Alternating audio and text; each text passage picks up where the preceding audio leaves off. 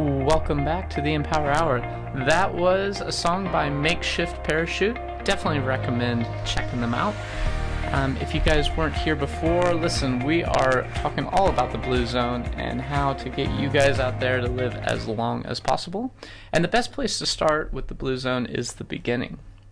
So Maria, would you like to enlighten us on how this Blue Zone came to be and what is the Blue Zone?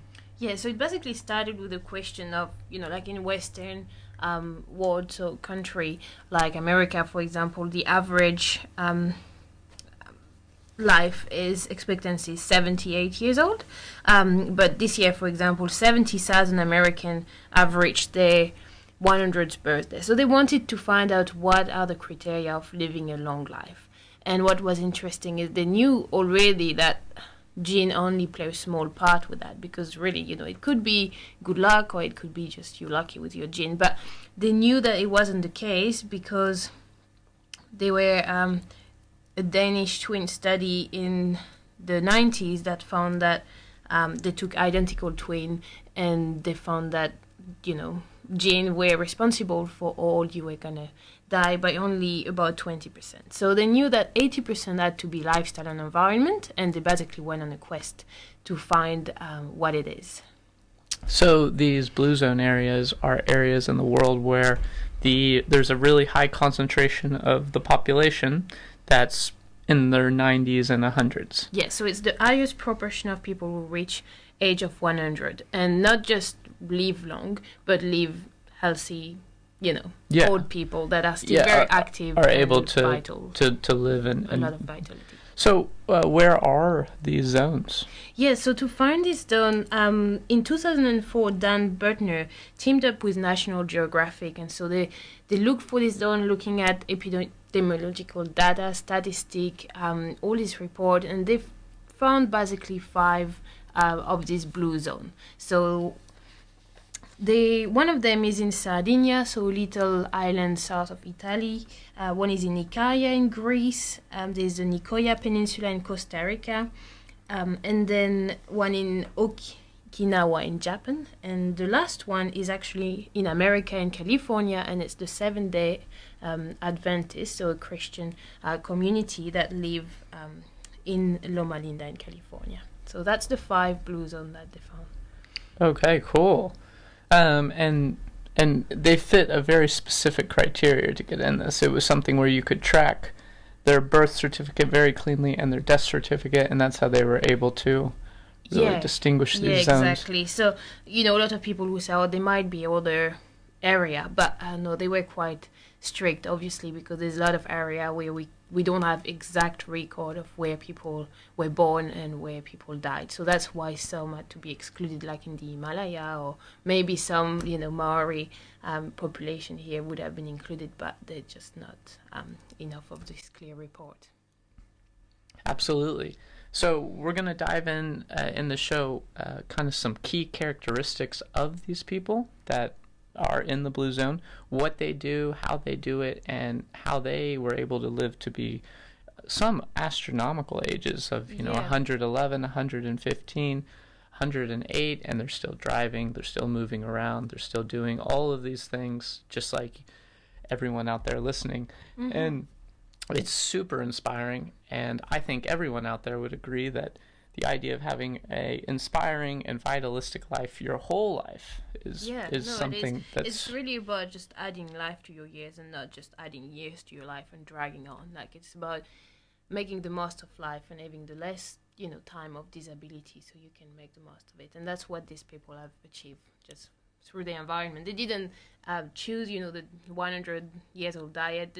That's where they were born, and that's what the environment yeah, and so what you guys will find is that it's not just about the diet, it's not just about the exercise, it's so much layered. So it's really lifestyle, longevity, yeah. So we're going to play an introduction into the Blue Zone. It's just a little audio clip that really explains it and kind of gets your guys' minds out there in the right frame. And then we're going to come back with some more research and some more facts about the Blue Zone. And we'll be right back here on the Empower Hour, which, remember, has one goal, and that's to inspire you guys out there. We hope you guys are having fun. With hundreds of diets competing for your attention, it's hard to decide what to eat. Even if you pick the right diet, no diet has ever worked for more than about 3% of the people who start it. So, diets are good for selling books and weight loss programs, but practically useless for delivering lasting health. The Blue Zone solution offers another way. We found places around the world where people are healthiest, with the lowest rates of cancer, heart disease, and obesity. Then, we distilled 155 dietary surveys to determine a global average of what these people ate. And along the way, made a few surprising discoveries. We found that about 95% of the food came from plants, that they actually ate a high-carb diet with relatively low amounts of protein and fats. They snacked on nuts, about a handful a day, and the cornerstone of every one of their diets was the simple bean, about a cup a day. This way of eating came naturally for these people. They didn't have to diet or deprive themselves of anything. They simply lived in places that made the right choices for them. The Blue Zone solution shows you not only what to eat, but how to set up your surroundings so that your healthy choice is not only the natural choice, it's unavoidable. www.bluezones.com. With hundreds of diets.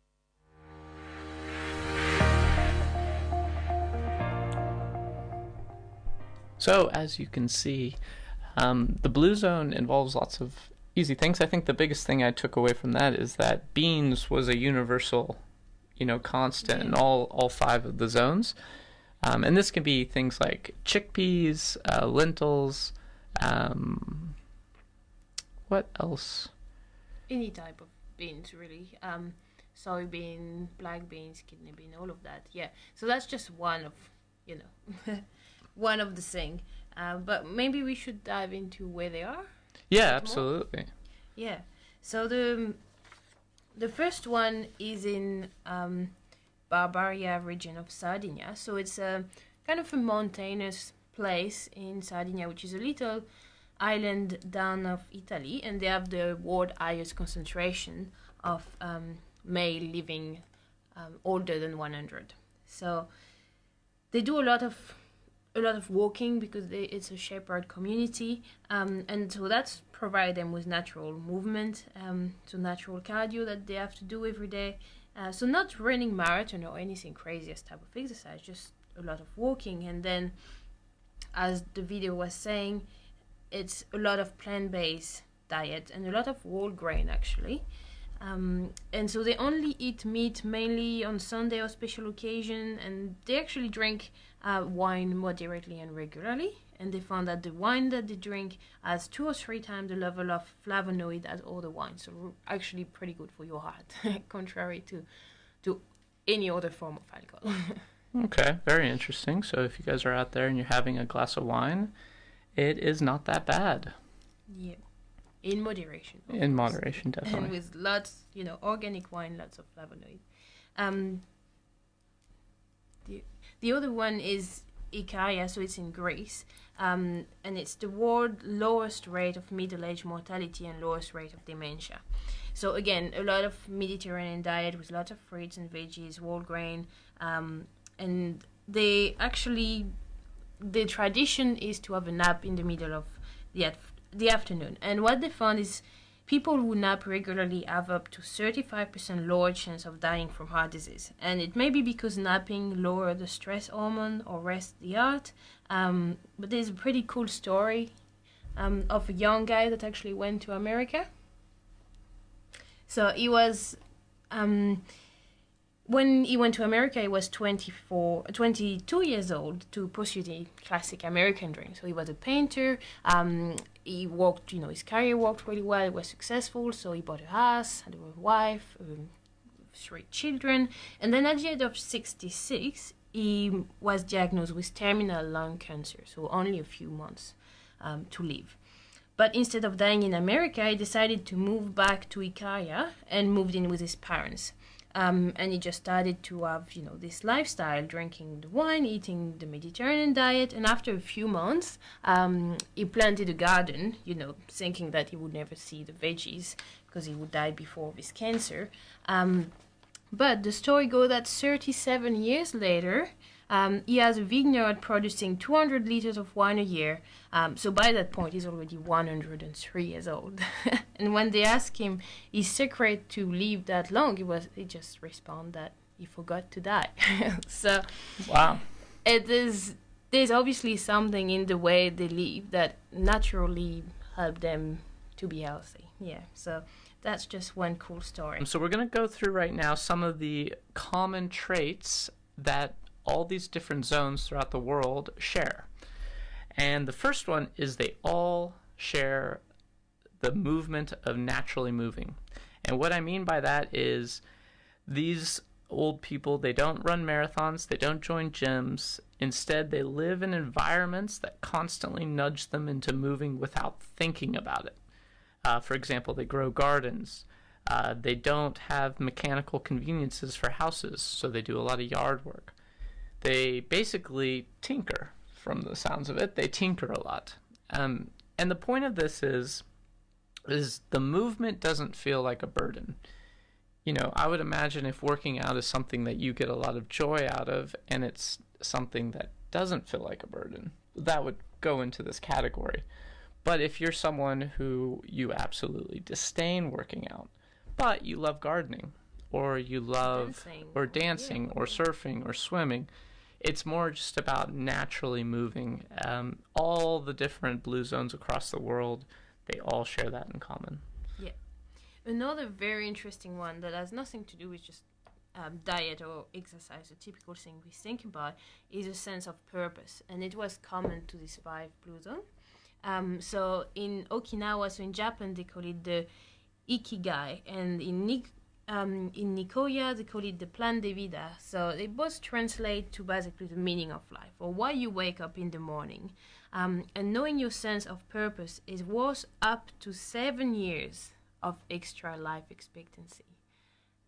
It's pretty crazy, right? And so one that I really like is in Okinawa, so it's in Japan, they have this ikawai, so it's like a safety net of like friends. So it's a group of friends that they have when they are 5 years old. They get 5 allocated friends, and they are basically friends, like a safety net for life.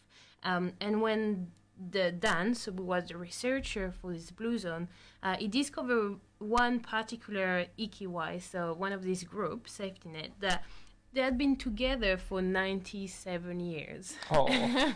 So the average life of this older lady little social group was 102 years old. So they, for all of this time, they've just, every day they will sit down and drink sake and gossip. But the point is that, if one of them would not show up, the other one will look for her and find out what happened to her. And so it's like knowing that you always have this community around you. So it's a pretty cool thing. So they have a purpose of at least being there for their friend, but it can be a purpose you find from doing the work that you love, or being really important for your community. Absolutely. No, that was one thing that was made very clear across all of these blue zones, is community is super important. Any kind of club, anything where you feel you're involved, it can be family, it can be friends, it can be the community itself, in your living area, but it's something really important, and we definitely recommend getting involved. The other one was downshifting, which is basically a fancy word for just getting rid of stress, which we've touched on a couple times, and I mean, since both of us are chiropractors, we touch on it all the time. Stress is definitely not good for anyone out there, and we highly, highly recommend decreasing it, because stress leads to chronic inflammation, and then that, of course, is associated with innumerable amounts of conditions and diseases. We're not even going to dive down that alley. That could be a whole show on itself. But it's really easy to de-stress. It can be as simple as taking a few moments each day to remember, your family, to take a nap, to have what we call a happy hour, which is basically, which is what everything I'm saying is what people do in the blue zones. And it's basically to have an hour to just reflect and be thankful for what you have. And we can't emphasize enough how important that is from a health standpoint, but also, according to all these people who live to be 100, which I think if anyone was to take any advice, it should be from them, they say it's important too. So make sure you guys out there downshift. You know, you don't hold all the problems in the world, so don't hold on to them. And just recharge. Yeah, the other one is more to do with your eating habit, but it's what they call the 80% rule. So in Japan they call it the ara ashibu, and probably not saying that right, but it's basically say that you need to stop eating when 80% of your stomach is full. So it's about not rationing yourself, but eating just enough, not eating too much. And the other thing is that most of them ate pretty small meal in the late afternoon, early evening. So they had a pretty big breakfast and then a middle lunch and a relatively small dinner. And it was pretty consistent around those 5 places. And there's some easy ways to do this in your guys' lives out there. There was some research done where they just took, if you take your plate that you normally make dinner on every night, and you just go out and buy, at an op shop or a convenience store, a smaller plate, let's say half a centimeter or half an inch, depending on where you're from. Basically, the research shows that if you just decrease your plate size, just even by that much, it actually will decrease the amount you eat by up to 23%, which is significant. And it's just it's a little psychological trick you can play on yourself if overeating is something that you tend to do. Yeah. And the final one we're going to touch on before we go into another awesome Jamalama is, beans. Really, beans are the magical fruit. The more you eat, the more you toot. No, but I'm just kidding. In all seriousness, beans was something that was constant, and it is a cornerstone in all of these blue zones all across the world, and tremendously beneficial for helping people live longer. Eating plant-based on average, in general, according to the research, can increase your life expectancy by 6 years. But it's not just all of that, of course, because, they've done other research that showed all the meat eaters versus all the vegetarians, and there wasn't a huge difference in life expectancy. It actually comes down to spiritual health. The old saying. The eating, it was mostly eating plant-based. Yep. Only one of the 5 group was purely vegetarian. All the other one ate meat, but it was just kind of a once a week or, couple time a month type of thing. And that's what they found was at the best impact on life expectancy. Yeah. Absolutely. And let me tell you, I definitely, from doing research for this show, I'm telling you I'm going to be eating lots of beans from now on, because if 5 areas all around the world that are completely unrelated are living to be 100 and they all eat beans, well, guess who's signing up for the bean store? This guy. Just continuing on from our list on the Blue Zone about the people who live to be 100 and to be 100 and be really, really healthy. We're just going to continue on with a few more things that they do that really, really sets them apart from other people. Maria, I'd like you to kind of touch on the belong section. Yeah, so very interesting. Again, quite different than just the typical exercise and diet that we associate with living longer. This one is about actually having a spiritual practice. So all about 5 of the 263 centenarian that they interview belong to some faith-based community. And it doesn't matter what it is, whether it's Christian, Buddhism, Muslim, whatever it is, what they found is if you attend faith-based service 4 times per month, it will add 4 to 15 years of life expectancy. So they don't know whether it is they're just stress reduction, better social network, or less likely to engage in risky behavior. They're not too sure why that is, but the raw data is that people who have some kind of faith-based practice and faith-based community outlive people who don't. So pretty interesting fact. Yeah, and just so you guys know out there, whatever your belief is, it doesn't matter. It all is shown to be really beneficial for you. And for those of you who, let's say, just maybe don't have a belief, well, even not having a belief is a belief. So as long as you actively try and connect to the spiritual side, and a good example of this is you hear a lot of people that are adrenaline junkies that go out and they seek adventures, but they do it because they really want to get as close to nature as they can. That's what you always hear them say, and that's a form of spirituality. Yeah, and exactly. so there's all different breaths. So don't feel like you have to, go to church tomorrow to make it into the sun. And I think it probably relate to the other one that was about purpose.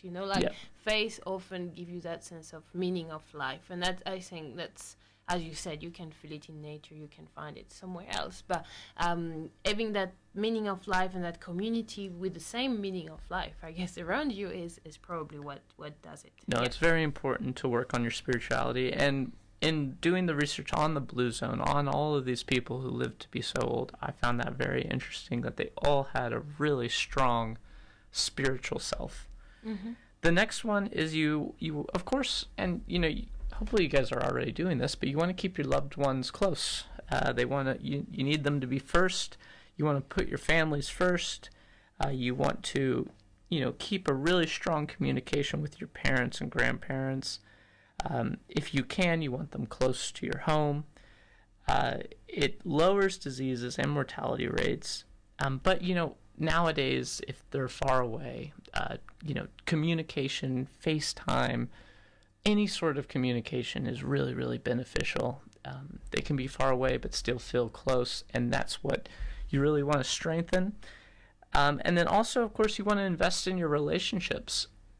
Now, speaking, out there to you guys from an open mind, we know that from the research that married people will outlive single people, but for some people out there, being single it's not a choice. So, sometimes your hand is dealt, and life happens and things don't work out well. So I don't want you guys to think of it as you have to find someone, but you want to find someone close, like a really close friend, a really, really close community, really close family, and there can be all kinds of different elements of it, but basically you want to allow some people in your life to be really close and let your guard down. That's really the big takeaway. It's all investing, time and love with your close one, with your loved one. And I think the takeaway maybe for us in our societies, there's a lot of run and get there and do that and maybe work to make more money or whatever. But at the end of the day, that is not what matters, and that's actually the people around you and investing in them that makes you happy and healthy. It's your friends, it's your family, it's your dog, it's your cats, whatever you find is love. Just build that because that's what all the 100-year-olds do. So that seems to work. It seems to work.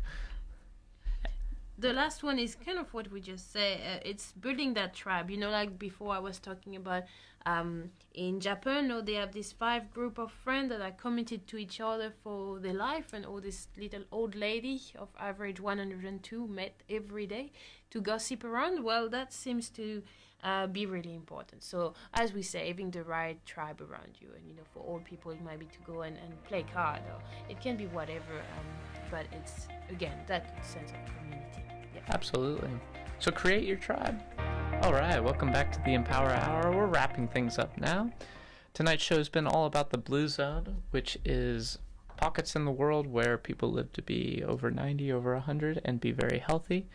Tonight we talked about what those communities do that's a bit different than communities that don't live that long.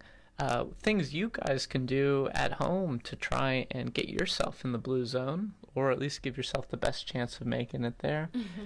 I'd say the biggest key points we took away were you want to eat beans, you don't want to get stressed, you want to try and keep your loved ones as close as you can, you want to have a strong community, and the most important that surprised me is you want a really, really strong purpose and spirituality. Whatever your spirituality is. You want to really keep that strong. Marie's actually going to talk about a couple places in the world that implemented what we talked about tonight in their local city. Yeah, so as part of what they call the Blue Zone project, they actually incorporated all these 9 points, there's 9 common points that we discussed, into cities. So what they found is that actually, putting the responsibility of creating a healthy environment for a person doesn't really work. And the problem is, because, at the moment we think that diet and exercise will do it, that's the current culture. But the problem is within 7 months of a diet, 90% people give up, and, they join a gym, but in 2 years, same, 70% of people drop out. So it doesn't seem to really create that healthy environment. It needs to be a community-driven project. And so this city actually have taken that on board, and they try to make the healthy choice the easy choice for their people, for the population. And so it can be different things, like, making street a bit better with more bike line, more sidewalk, more public spaces with park line, making the salad on the menu more attractive than just, the healthy choice. So little thing like that. Just touching base on the salad, it was very interesting. They literally changed the wording for salad from, your healthy salad to try our crispy salad. Crispy Italian Yeah, salad. Crispy Italian salad. Like and sexy turn to it. Yeah, the percentage of orders went up like tenfold. It was crazy. Yeah. So it can be very small thing, but what they found, I'll give you a couple of examples. One of them was beach cities in California. They had a 50% drop in childhood obesity, decrease of tobacco use of 36%, adult obesity went down 25%. In another place, Alberta, in Minnesota, 7.5 million was saved in healthcare costs for employer. And listen to that, 2.9 years were added to lifespan expectancy within 1 year of implementing this Blue Zone characteristic. So really effective if you put them together and get all the community on board, to get that sense of we are the Blue Zone, and embracing that new paradox and new way of living. Absolutely, and if you guys are interested in this, there's lots of information out there about the Blue Zone. We strongly recommend diving into it because it's going to give you guys out there the best chance to live a long life, a healthy life, and hopefully an inspired and empowered life. And that's our whole goal here at the Empower Hour, to inspire you guys out there to be the best version of yourself. We'll see you guys next week from 9 to 10 p.m. on Monday nights on 100.4 The Most, and of course, Facebook Live. Thanks so much for tuning in. We'll see you guys next time.